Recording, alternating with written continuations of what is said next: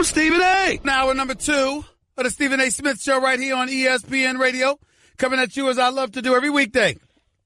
Over the airways of ESPN Radio, 250-plus markets across the United States of America. And, of course, Sirius XM, ESPN Radio, Channel 80.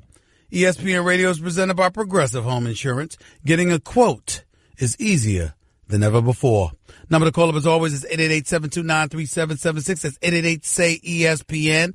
Lots of stuff to get into in hour number 2, revisiting Charles Barkley attacking LeBron James, revisiting the conversation about the AFC NFC Championship games. R.J. Bell, our resident handicapper from pregame.com out of Vegas. He will be on the show with us in approximately 13 minutes or so. Of course, I'm going to get into a particular player that in the NBA that I don't believe is appreciated nearly as much as he should.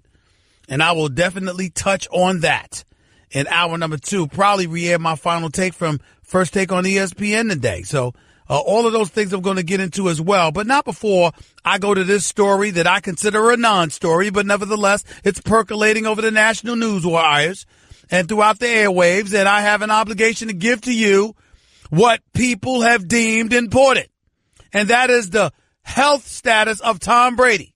Now, I have been on the record stating I don't give a damn if he's in a sling handing out pizzas with his one good hand until Sunday at 3 o'clock. It don't matter to me. He's Tom Brady. He's going to be ready, and he's going to be just fine. But for some reason, there's a level of urgency that the national media has attached to Tom Brady, so much so that Tom Brady addressed the media just a few minutes ago, speaking about that injury, speaking about his status for this Sunday's AFC Championship game. So far be it for me to get in the way of what you all deem news, and that's the injury that I consider to be a bogus non-injury of Tom Brady. Listen to the 5-time champion speaking to the media just a few minutes ago. I'm not talking about that. Did you practice today? I was out there. For the whole practice? Yeah. How was practice? It was fun. How much are you looking forward to Sunday? What's that? How much are you looking forward to the opportunity Sunday? It's a great challenge. I think the team's worked hard to get to this point, and it'll be a great game. Yeah, we're playing against a really good team that's good in all phases, and we're gonna have to play really well. You have to be at the top of your game on Sunday to beat this team. Absolutely. It's the best team we faced all year, and they're here for a reason. They obviously, are a top-ranked defense in the league, some great players at all levels, and, really well coached, scoring a lot of points. So we're going to have to play really well. Tom, how confident are you that you will be playing on Sunday? We'll see. Does it worry you at all that you miss a practice when you have to get to the top of your game to play this game? Yeah, I'd always rather practice. Yeah, absolutely. Are you confident you'll be at the top of your game on Sunday, physically capable? We'll see. Would you mind reflecting a little bit on your relationship, your friendship with Josh McDaniels, how close you guys have been since you started working together, basically when you both got to the organization? Yeah, he's been a great coach and a great friend, and I think he's so well prepared, gets me prepared every week. He's so diligent, and he's just a great coach. And, I've loved playing for him. I love working with him. And, we've had a lot of fun together. Some people said that at practice, you and Matt Patricia go at it in a good way. Could you talk a little bit about that you give him a little bit of smack and you give it right back? Yeah, absolutely. That's a lot of, there's a lot of that. So he's a defense coordinator, so try to keep things lively in practice and a little friendly competition and try to get everyone juiced up a little bit. Why are you wearing gloves to the press conference? I've worn them before. When you're managing an injury, is it more of a functionality of holding, gripping, throwing, or is it pain management whenever you've dealt with injury in the past? They're all different. It's football. What exactly happened on Wednesday? The collision that you had with Keenan? I'm not talking about it. Yeah. Is that it? Is there anything you can share about the next couple of days? What will determine the status between now and kickoff? I have no idea. How much similarity do you see in the Jaguars scheme with Seahawks in the past? A little bit different. I think they definitely do some different things schematically, coverage-wise, front-wise. Players are a little bit different, so it's a very unique challenge. I think their front's great. Their linebackers are very instinctive, very fast, and great cover guys in the secondary. So ball hawking defense, they strip it off you, they sack you. They scored, I think, 8 or 9 touchdowns this year on defense. So, they're a great defense. Tom, why are you wearing gloves inside? She already asked that. Tom, you've been a high-five guy in the past. Is it safe to say that you're going to be a fist pump guy for the rest of the weekend? We'll see. You got an opportunity to see Brian Hoyer take first-team snaps yesterday. How did he look? Brian, he's always looked good. Brian does a great job. Have you worked with him to help prepare for the possibility that you might not play? Help prepare him to start? I mean, we're in the same meetings every day. We're sitting right next to each other. So whatever I'm hearing or saying, he's hearing the same thing. Have you played in a game in more pain than you're in right now? I've played in a lot of games with pain, so. Have you ever thrown the ball with gloves? Have you ever played a game in gloves? It's been a long time. You said in the past that you don't. He said 2 questions. See ya. Thank you. That was Tom Brady talking to the media. I got to admit to you, just listening to that, let me explain on one hand what because I think a lot of times people get caught up in you either for or against the media as a fan listening to something along those lines. Here's my thing, and I want to say this is separate and apart from Tom Brady because I had no problem with what I heard Tom Brady say today. Normally, I would have a problem, and here is why. I am one of those people who believes that the media nor anyone else has a right to know your personal business about your personal life. I don't give it. To me, you got a right to curse the media out if they came up to you asking you about your wife, your girlfriend, your mama, your family. Like when Tom Brady's mom, when we learned that she was ill, he had every right not to ever talk about that. That's their private, personal business, no matter what he was going through, because that affects a life beyond himself.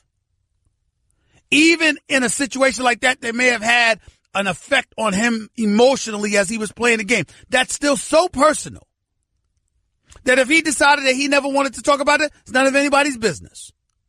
I know from experience with my mom. God rest her wonderful soul. I get that. I understand stuff like that. But I think that what you do as it pertains to your job, which the public patronizes by paying to see, whether it's live and in person or on television with NFL packages and beyond, I think if a player is injured, you have the right to know. I think if a player, how the player sustained the injury, you have a right to know. I think the status of a player, you have the right to know. I think you have a right to know all of that. Because that's strictly about the game. Here's where the exception comes in. Tom Brady trying to win an AFC championship game this Sunday. You don't need to give the Jacksonville Jaguars any more evidence than necessary about exactly what's wrong, because they could potentially use it against them. I do understand that. I do get that.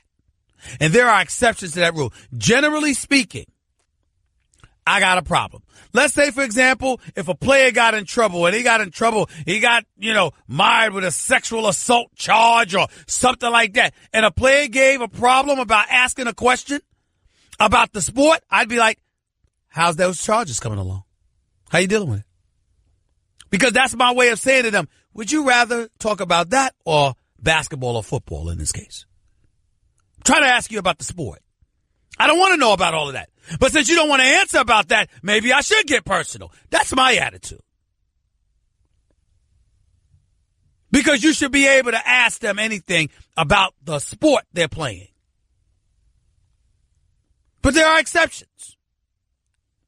And I thought that Tom Brady, being very unrevealing, I had no problem with it in this particular situation. He's about to go up against the Jacksonville Jaguars for the AFC Championship in a little more than 48 hours.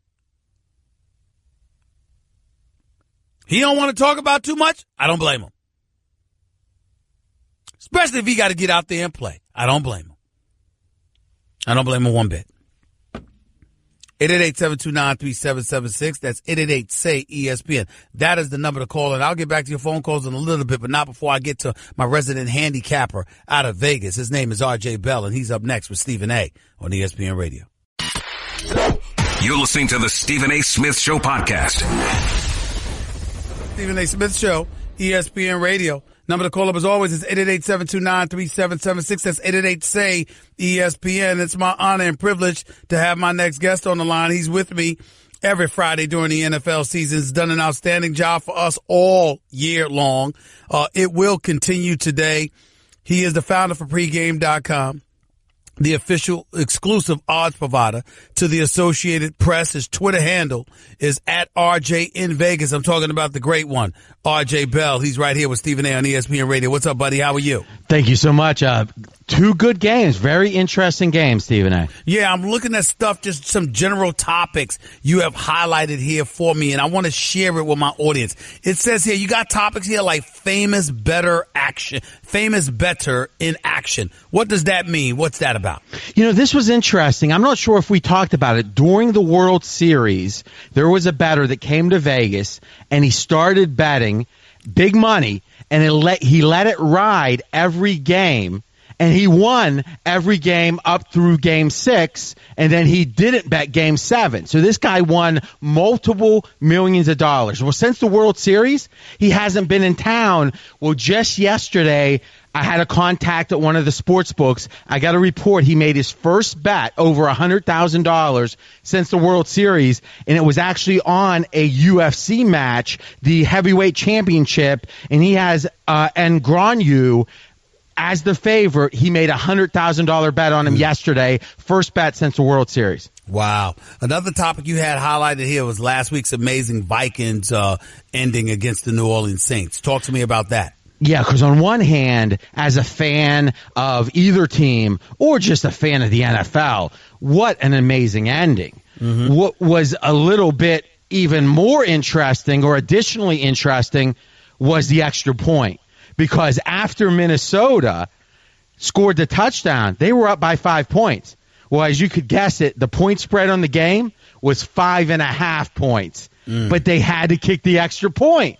Right? So everyone that had Minnesota tickets are waiting, kick the extra point. Well, as you know, Stephen A., they came out Minnesota and knelt. They did not kick the extra point, and thus all of those Minnesota bettors lost. And if they would have just kicked the extra point, they would have won. And literally tens of millions of dollars around the globe swung on that one decision. That's amazing, because I was absolutely positively disgusted that the NFL even made the Saints come back out onto the field so Minnesota could kick the extra point. I thought it deflated the moment. It got in the way. It really, really annoyed me, but that's a real interesting point that you bring up. We're talking to RJ Bell right here with Stephen A. on ESPN Radio. Talk to me about the conference title game history category.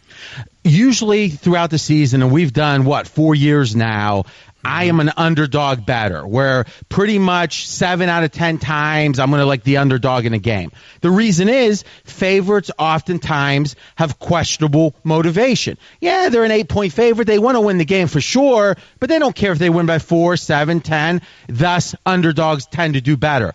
But in the playoffs, favorites tend to do better. Why? Because every favorite is totally motivated, right? Right now, New England, even though they're a significant favorite, you know they're going to play their very best, full effort, full focus. And history backs that up. Going back to 1978, way back then, in the conference championship games, the favorite is covered 58% of the time. So something to consider as we get to the games. You want us to also consider the quarterback experience in all of this. Why is that? Well, listen, anyone that's a casual fan can see Tom Brady has experience the other three guys don't in the playoffs, but the numbers are eye-popping, Stephen A. Tom Brady's career in the playoffs, 35 games, 66 touchdown passes. The other three quarterbacks combined, 5 games, 5 touchdown passes. And I would make the following point. If any quarterback other than Tom Brady wins the Super Bowl this year, so the other 3 teams other than the Patriots, it will be the least pedigreed quarterback in 15 years. Since Brad Johnson won the Super Bowl 15 years ago, any of these 3 other quarterbacks would be the least pedigreed to win a Super Bowl. How does Vegas feel about my notion that if Tom Brady doesn't make it to this Super Bowl, it'll be some of the worst ratings in Super Bowl history we have seen? I'm not a conspiracy theory guy, but I think this is worthy of consideration. Has there been a game in the last 10 years that had more impact on the bottom line than New England making this Super Bowl? Because we've all heard the media narrative. NFL is down 9% or so this year, TV ratings, down more than that over the last 2 years. Now, if it's Jacksonville versus either of these NFC teams, it would be one of the least interesting, you must say, for the casual fan, Super Bowls of the last 10 years. And thus, imagine if, Stephen A., it's like a 10 million viewer drop with Jacksonville versus whomever. Wouldn't that just feed the narrative in such a horrible way for the NFL? Thus, I think to the bottom line, the NFL is so motivated to have the Patriots in this game. RJ Bell right here with Stephen A. on ESPN Radio. So let's get into the game. The New England Patriots favored by 9.5 hosting Jacksonville. And this is even with Tom Brady and his injured hand, RJ. What's going on with that? 9.5? Yeah, and it's actually just recently dropped a little bit down to 7.5. And I just got 2 calls, and you know me, I never say, this is probably the first time I've ever said this on your show. I got 2 calls in the last couple hours from guys I really respect saying Brady's hand is hurt more than we think. And if you actually look at the betting odds, they're dropping and moving towards 7. So my sense is, and you never know about, even if it's from 2 sources, right? You never know. But my sense is we're going to hear in the next day or so that Brady is going to be more limited than we thought. Now, I think he's still going to play. I don't believe it. I don't believe it. You don't? I don't believe it, not even. I think it's the biggest bogus story. I mean, this is just how I feel. I believe that the worse Brady is, the less we'd be hearing about it. Because I think Bill Belichick would do everything he could to keep that under wraps. I think the fact that this story is gaining legs and it's percolating even more, I think that gives me every indication that this is bogus. It's not nearly as serious as people are trying to make it. But I agree with you that whatever Brady and Belichick say, we should probably think the opposite. But how do you hide missing practice? When someone missed multiple practices, how do you hide that? Well, it's not a matter of that. Sometimes you go like this. All right, I'm a little hurt, but you know what? He could use the rest. He can relax because Jacksonville's going to put some heat on you now. They're going to put some heat on you. You understand? So to me, getting himself, his mind ready and his body massaged to the point where it's at 100%, I think that's more important than reps right now. But Jacksonville. I'm sorry to interrupt, Stephen A., but historically, has Tom Brady ever sat out practices before conference championship games? That's true, but I'm not saying that there's nothing that happened. I'm saying that it's being overblown. That's what I suspect. And that's what I suspected even 4 hours ago. And again, I'm not saying I'm sure, but I would be willing to bet you a hoagie sandwich that we're going to find out that he's more hurt than we thought. All right, we could do that. RJ Bell right here with Stephen A. on ESPN Radio. Last game to get into, we got to get into the NFC Championship game between the Eagles and the Minnesota Vikings. Talk to me about that one. What's the spread on that game, and where do you stand with it? Where does Vegas stand with it? Minnesota on the road, favored by 3 points, a field goal. The line was 3.5. Right. So the money's been on Philadelphia, and this is what we call a pros versus Joes game. The pros are on Philadelphia. The Joes, the average bettors, are on the Vikings. I think the real story of this game is how much flatness can we expect out of Minnesota? And let me ask you what you think, because the reality is in the playoffs, you expect every team to be fired up, fever pitch, but off a game that was a true miracle win, do you think Minnesota's a little flat? I think they will be, but that's also because I don't think offensively that they're very good. I think defensively they will be ready, and it'll be a nail biter, but I'm not a believer in Case Keenum like so many people have grown to be. I'm just not there. And I think with Keenum, if you look at just this year, if that's the only data we had, second best QBR. ESPN's number is the QBR, second best Keenum. If you look across his career, this is a backup. So I think that question really is the question. And the last thing I would say about this is I think Philadelphia answered so many questions last week. Because entering it, we didn't know how Foles would play because, quite frankly, since he replaced Wentz, he didn't play well at all. He underperformed in the regular season. So we had big questions about Foles and, quite frankly, big questions about the rest of the organization because the Eagles hadn't won playoff games for quite a while. The fact that they played as a 3-point underdog against Atlanta, Foles played well, and they won the game. Now they're a 3-point underdog again. Psychologically, they just have to do what they've already proven they can do. I think that win helps Philadelphia a ton, and I do lean towards Philly in this game, +3. So you're leaning towards Philly. Who are you leaning towards with Jacksonville and New England? Ooh, I tell you this. I mean, even a couple hours ago, I really liked New England in this game. So I'm going to go with the under. There's the over-under total number of points. I think if Brady's hurt, New England can still play well, but they're going to be more conservative. So I think it's going to be a low-scoring game, would be my opinion. And the total is about 46. So I expect it to be less than 46 points. But you're picking New England. I would to win the game for sure. Okay, so it's Tom Brady in New England versus Philadelphia Eagles in your estimation, a rematch of the Super Bowl in Jacksonville. That'd be a good game. We'll see. Thanks a lot, RJ. Appreciate you, buddy. Thanks, Stephen A. Thanks a lot. The one and only RJ Bell, founder for pregame.com, the official odds provider for the Associated Press. His Twitter handle is @RJ in Vegas. He's our resident handicapper right here on the Stephen A. Smith Show, ESPN Radio, 888-729-3776. That's 888-SAY-ESPN. Back to your calls in a minute. You're listening live to Stephen A. on ESPN Radio. Guess what? You're in the middle of the Stephen A. Smith Show podcast. Damn it, I mean it! The Stephen A. Smith Show. No matter what the weather is outside, you can always brighten the day with 1-800-Flowers.com. When you order a dozen multicolored roses for only $29.99, you'll get another dozen absolutely free. So go to 1-800-Flowers.com/ESPN, please. 888-729-3776 is always the number to call into the Stephen A. Smith Show. That's 888-SAY-ESPN. Before I get back to the calls, I got two things that I need to address. Number one, the Oakland Raiders were found in compliance with the Rooney Rule by the NFL. For those of you who don't know, the Rooney Rule is a rule that mandates that NFL teams need to interview minorities.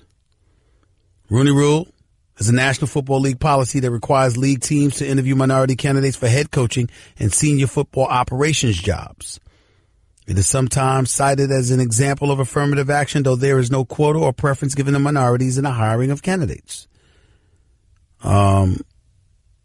This is what they say about it.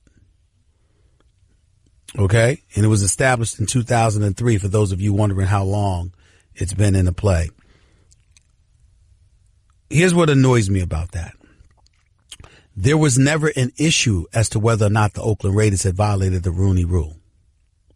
We all knew that Reggie McKenzie, the general manager, who happens to be black for the Oakland Raiders, had interviewed minority candidates. The issue was, why the hell didn't you publicize it? Meaning publicize them. Because the objective was to make sure that minority candidates get looked at. Now, I know some people sit there and say you don't want to be some dog or pony show, and you don't want to just be paraded out there, every time somebody wants to interview you, and as a result, you just somebody that's used as a prop.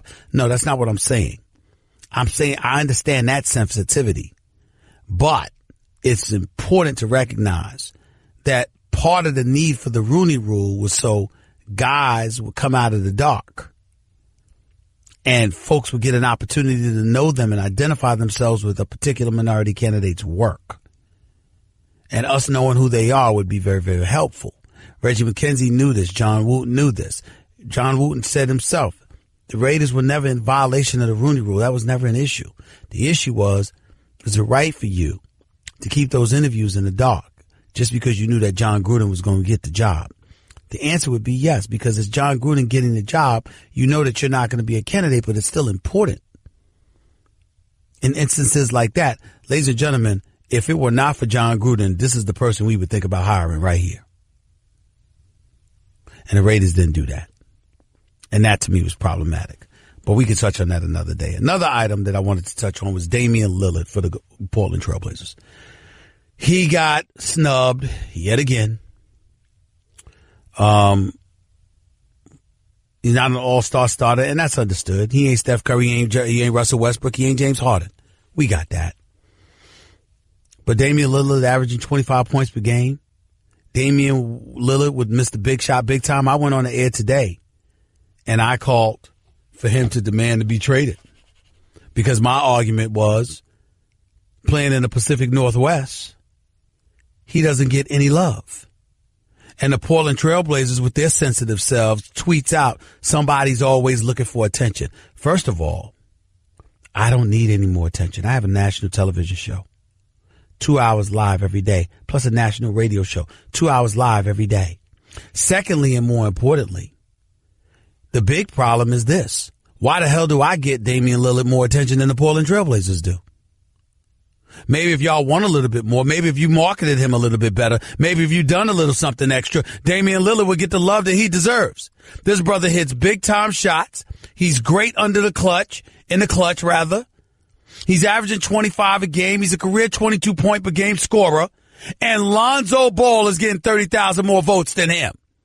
Because Lonzo Ball is in a big market. I wasn't trying to cast any aspersions on the Portland Trailblazers. I was saying you're in the 22nd largest market, which is Portland. Lonzo's in number 2, L.A. Plus he's got a daddy that bloviates about him.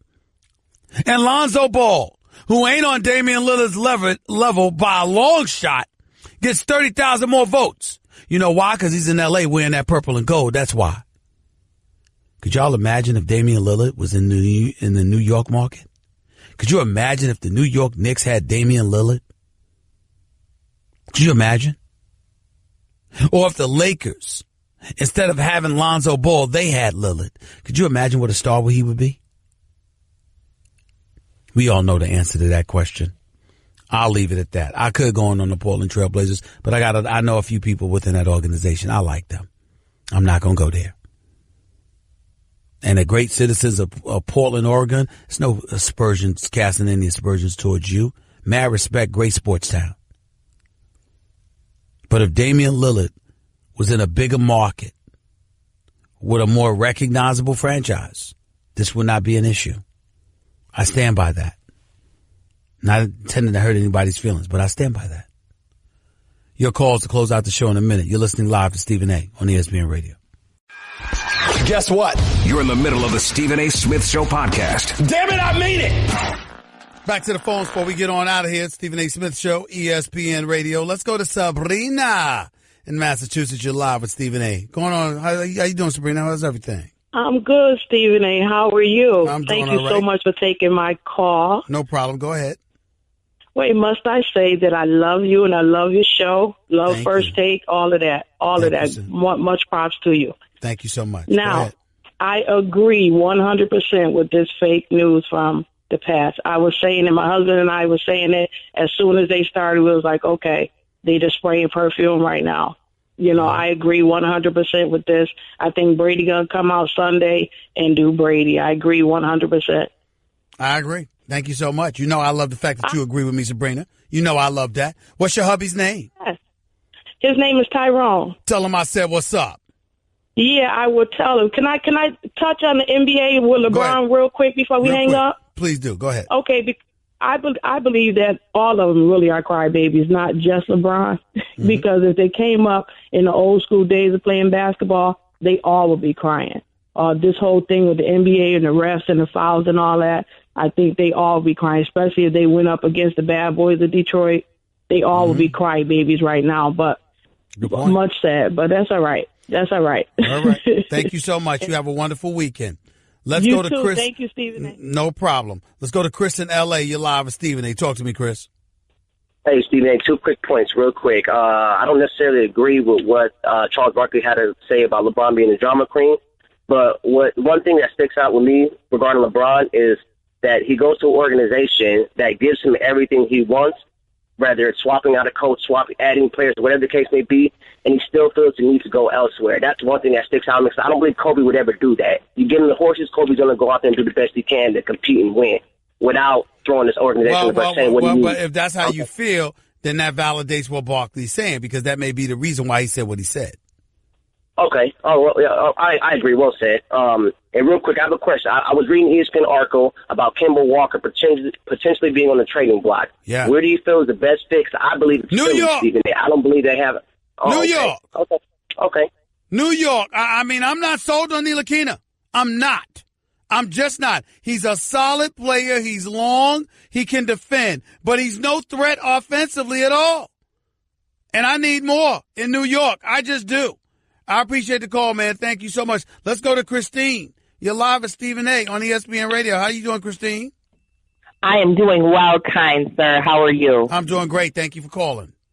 First, I have to say I've loved you forever. I love your verbal assassinry. It's a wonderful thing. Thank you so Absolutely. much. Thank you. But I think that you're deluding yourself a little bit if you think that this Brady story is overblown, because there are people looking at his thumb and looking at the size of the shape of the thumb. There's something going on underneath that glove.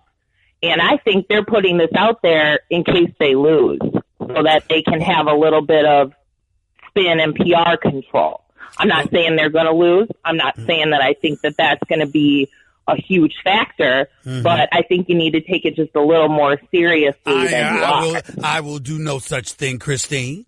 I have to see it to believe it. I have years upon years of history of watching Brady perform great, okay? And I don't believe Sunday's going to be any different. And I firmly believe, Christine, that if this was more serious, we'd know less, because it's Bill Belichick we're talking about. We'd know less if it was more serious. That's why I don't believe it. That's why I believe the story is bogus, and I will not change my mind on this. But I will be here Monday, Christine, if there is a need to correct me by yours truly. So feel free to call back, and thank you so much for calling. I really appreciate it. Rudy in L.A., you're live at Stephen A. Real quick, Rudy, go ahead. Hey, Stephen A. You just now touched on Damian Lillard. Yep. And I completely agree with you. He's averaging 25 points. He is a baller, man. And I will never understand why he keep getting snubbed for these all-star teams. And I know they just announced the reserves, not the reserves, but the starters. Lonzo Ball. I can understand him not being a starter, but Lonzo Ball got 30,000 more votes than him. Lonzo Ball. How does that make sense? That's sad. And then another thing I want to point, isn't that up to is it the Portland fans supporting him enough? Or? Well, listen, they may not have enough fans to support him. You know, you got more people in L.A. than in Portland. They may not have enough to support him. But the bottom line is this. The fact is that he deserves more support and more love than he is receiving. And it's a damn shame. And that's why I said what I said. But I appreciate the call, Rudy. Thank you so much. Let's go to Mike in Denver. You're live at Stephen A. Talk to me real quick, Mike. Just touching on Tom Brady injury as well. You know ain't nothing wrong with him, man. And I believe New England going to blow him out tomorrow. Like you said, it'll be a tragedy without Tom Brady in the Super Bowl. Listen, man, we can't afford to. Listen, I've never rooted for Tom Brady in my life stronger than I'm rooting for him right now. We cannot have a Blake Bortles versus Nick Foles or Case Keenum Super Bowl. That cannot happen, Mike. It cannot happen. That's right.